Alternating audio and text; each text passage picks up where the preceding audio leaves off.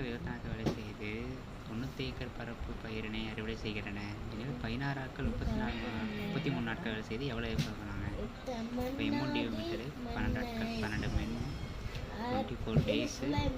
Work ஒன்று என்னென்னா அது 96 ஈக்குவல் டு M2 வந்து 16 ஆட்கள், டே 2 வந்து 33.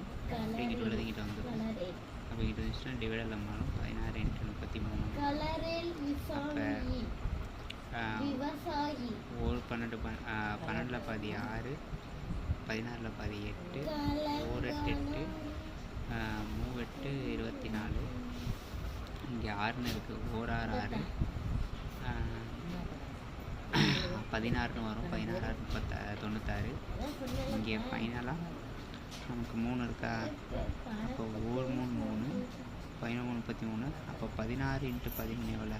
1 6 1, 1 6 1, 126 ஆன்சர் வரும். அவ்வளோதான்.